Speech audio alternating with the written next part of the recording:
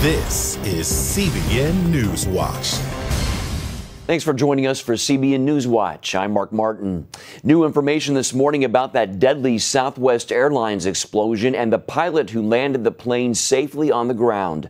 Federal regulators say this isn't the first time something like this has happened, and they're setting new standards in place to keep it from happening again. Caitlin Burke has the story. The issue, according to investigators, was the fan blade in the engine. It broke off during that Southwest flight from New York to Dallas, sending shrapnel forward and causing an explosion. We are very concerned about this particular event. Engine failures like this should not occur, obviously. It's the second time in only 2 years that this exact type of failure has happened, in the exact same spot. You could say that there might be a manufacturing issue there. It might be an inspection issue. It might be a maintenance issue. No matter what the issue was, the FAA doesn't ever want it to happen again. Federal regulators say they'll issue a new directive over the next few weeks, requiring inspections on the nearly 7,000 engines around the world like the one that exploded. This new plan will require ultrasonic inspections of fan blades after a certain number of takeoffs and landings. And our preliminary examination of this was that there's evidence of metal fatigue where the blade separated. The explosion that followed killed one passenger, nearly sucking her out of a window. Medical examiners say she died of blunt impact trauma to her head, neck, and torso. Investigators are now working to understand how the window came out of the plane. Our experts have been documenting the window frame area to understand how the window came out. And I want to note that we have found no window materials, the acrylic that the window panes are made of. We found really no acrylic inside the airplane. Some passengers thanked God for their survival, one saying, quote, "God sent his angels to watch over us." Pilot Tammy Jo Schultz was hailed as a hero. She calmly and skillfully landed the damaged plane in Philadelphia. Schultz, a former U.S. Navy fighter pilot, is a Christian. She said once that sitting in the captain's chair gives her the opportunity to witness for Christ on almost every flight. One passenger said she had nerves of steel. Caitlin Burke, CBN News. Here's a look at some of the other headlines we're following in the CBN newsroom today. President Trump says meeting with Kim Jong Un is not a sure thing. CIA Director Mike Pompeo secretly met with Kim more than 2 weeks ago to lay the groundwork for the meeting, but Trump says if he feels the meeting will not be fruitful, he will pull out. If they do meet, it will be the first time leaders from both nations have met in 60 years. California Governor Jerry Brown says he will join President Trump's border mission. Brown plans to send up to 400 National Guard troops by the end of the month. He says the troops will focus on drug and gun crime, not immigration. Meanwhile, for the first time in 60 years, Cuba will not have a Castro for president. Miguel Bermudez was voted as the nation's president Wednesday. The 57-year-old will take Raul Castro's place, ending the family's absolute rule. Castro will, however, remain the head of the Communist Party. You can find these and other stories at cbnnews.com. Severe weather has swept across the nation this week from Hawaii to Virginia. On the Hawaiian island of Kauai, relief efforts are underway after the area was hit with historic flooding. Emergency crews helped evacuate over 200 people whose homes and vehicles were nearly swallowed by floodwaters. And a number of large wildfires are raging in Oklahoma, tearing down power poles and lines, leaving people without power. This after parts of Virginia and North Carolina were hit with severe winds and tornado sightings earlier this week, which damaged several buildings. Thankfully, no injuries have been reported in any of these situations. Religious freedom advocates are speaking out about the unjust imprisonment of Pastor Andrew Brunson and the state of religious freedom worldwide. Abigail Robertson brings us more from the summit in Washington. Inhumane conditions, overcrowded prison cells, and an unjust trial. These are just some of the things American pastor Andrew Brunson faces as he remains imprisoned in Turkey. He can never leave his cell, ever. Not to eat, not to go to the restroom, not to get some fresh air. Christina Arriaga of the U.S. Commission of International Religious Freedom has pushed for Brunson's release since he was first detained 18 months ago. She is one of just a few people who've seen him in prison. He really tries hard to keep his spirits up, but the first cell that he was in was only meant for 8 people, and he was there with 28 other cellmates. She says no evidence exists to support charges Brunson committed espionage against Turkey and aided terrorist groups. There were no charges filed against him except through secret testimony. It is so incredibly unjust for this man whose only crime is to believe in God and tell other people about it, that now he's involved in a game of hostage diplomacy. Brunson, a father of 3, has ministered in Turkey for 23 years. At his hearing, he did not accept the charges against him and maintained he was never involved in illegal activities. The Turkish government has given no signs that they intend to release Pastor Andrew Brunson. He remains in prison until his trial resumes in May and faces 35 years if convicted. Former Congressman Frank Wolf says the church must not remain silent about ongoing international Christian persecution. So I think it's a very difficult time for religious freedom around the world. He's particularly concerned about Christianity in the Middle East. Before the war broke out, there were 1.5 million Christians in Iraq. Now they're down to 250,000. Why hasn't the church in the West come to the aid of the Christians who want to return and want to stay? Wolf urges churches around the country to actively get involved in helping Christians in the Middle East, or warns there may come a day when there are none left. Reporting from Washington, Abigail Robertson, CBN News. Coming up, Israel turns 70. We're taking a look back as the nation celebrates this landmark anniversary. Welcome back. Israel opened its 70th anniversary festivities with song, dance, and fireworks. But as Chris Mitchell reports from Jerusalem, they also commemorated the day under the shadow of an Iranian threat. Israel's national celebration wove a theme of technological progress and survival through 7 decades of its modern history. They told the story of the Jewish people from Moses to the early pioneers, through the Holocaust, to the planting of the land and the growth of technology. They said the rebirth of their nation was where prophecy became their reality and the answer to their prayers. We prayed to God to return to Jerusalem, his city. And now, in 1948, 70 years ago, Jerusalem, his city, became available to us. The Jewish prayers always talked about returning to Zion, returning to Jerusalem. And here we are 70 years in spite of all the things that have happened and the threats from Iran they talk about. There's still the technology and the things going on that really does seem quite miraculous. Earlier, a siren wailed throughout the country as Israelis stood silent and remembered their fallen through their many wars and terror attacks. The commemoration and celebrations took place despite threats from Iran. An Iranian spokesman blamed Israel for an attack on an Iranian base inside Syria and warned Iran would retaliate. Israeli Prime Minister Benjamin Netanyahu said Israel would face the Iranian threat. Today also, we are not deterred from the struggle against those who strive to annihilate us, because we know how to defend ourselves with our own forces, which is the essence of independence. Netanyahu also thanked President Trump and America. We all appreciate the strong alliance with the United States.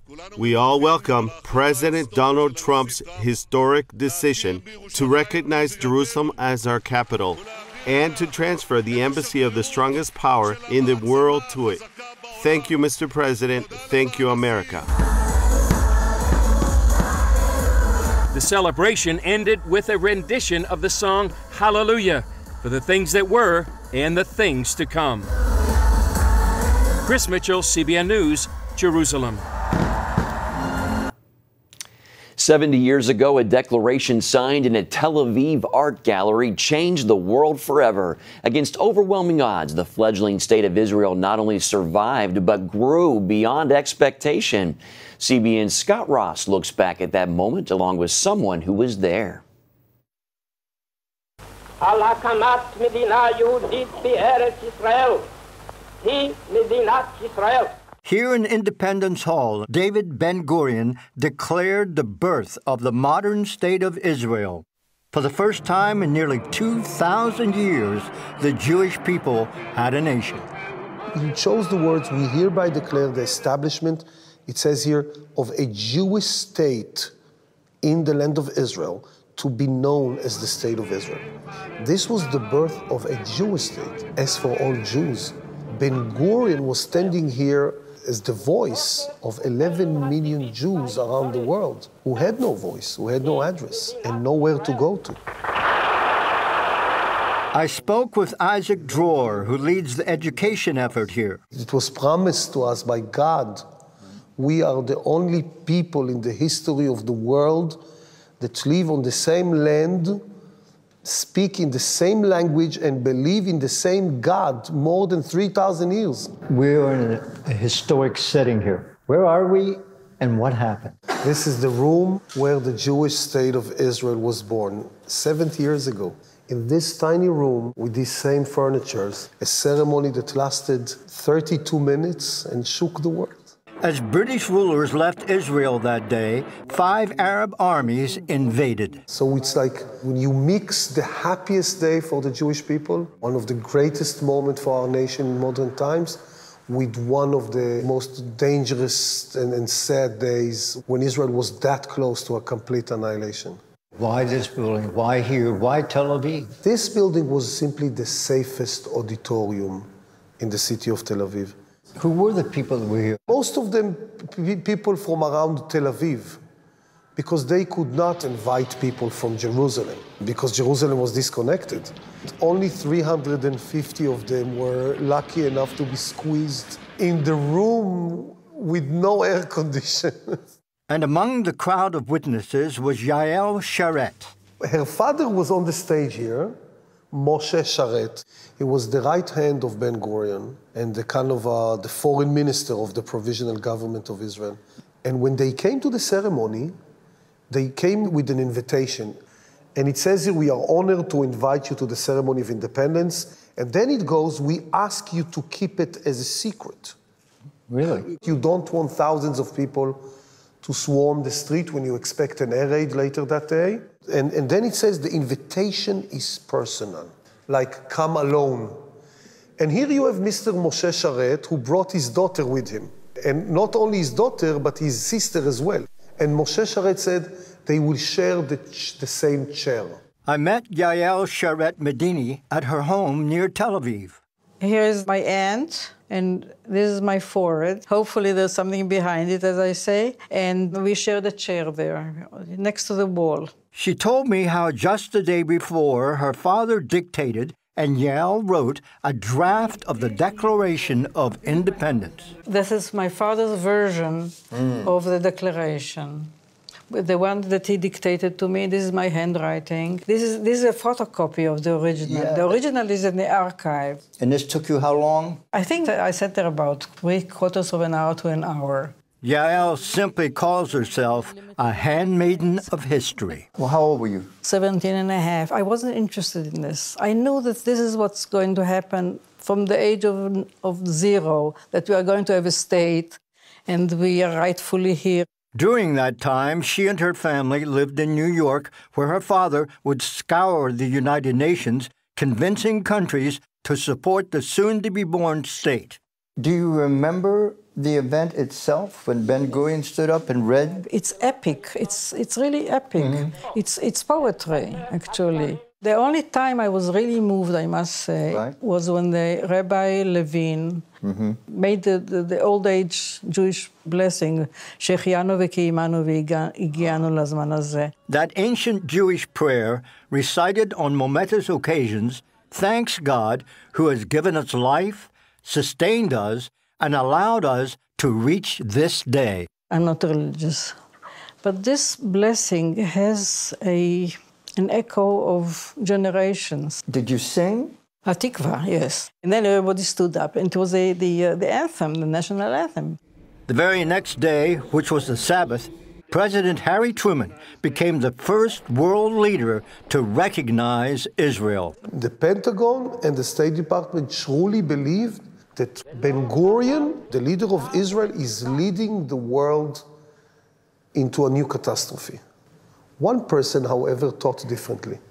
His name was Harry Truman. He understood something that most of his top advisors and ministers failed to see. This is truly a prophecy being realized. 70 years later, it's clear that Truman was right. We are faster, better, prettier than ever today. The economy of Israel is doing wonderfully well. They call a startup nation. And now we see Israel standing, and thanks God, together with the Americans, in the spirit of those countries who are leading. Suddenly people understand why we are here. Scott Ross for CBN in Tel Aviv. Still ahead, comfort care. We're going to break down what that term means and why some, like former First Lady Barbara Bush, took this route for end-of-life care.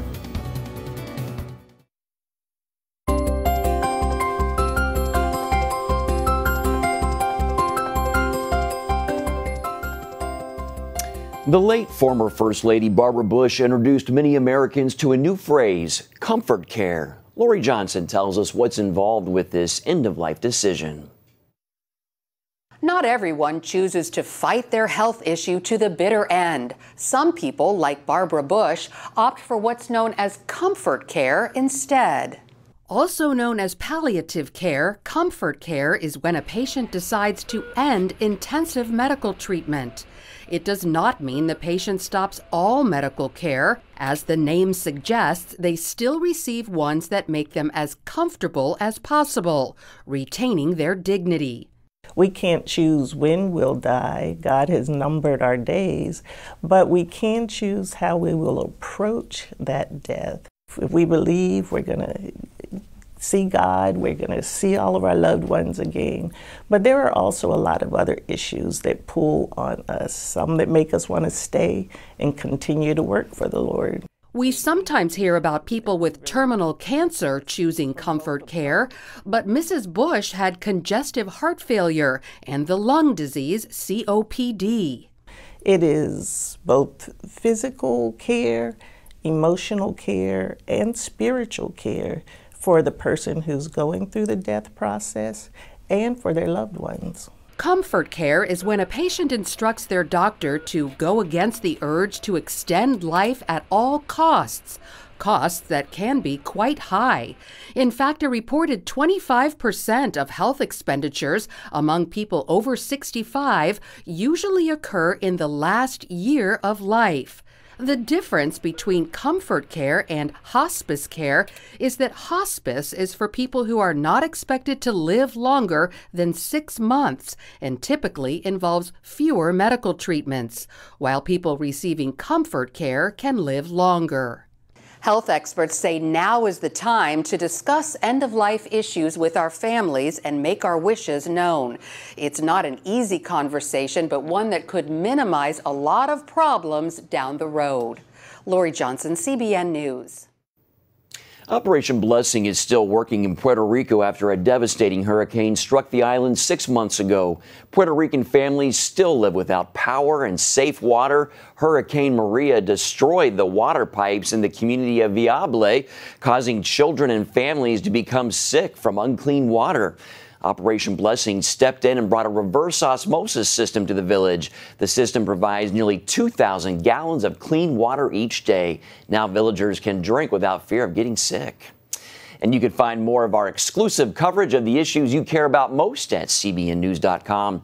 And tell us what you think about the stories you've seen here. You can do that by emailing newswatch at cbn.com, or be sure to talk to us on Facebook, Twitter, and Instagram. Hope you'll join us next time. Have a great day.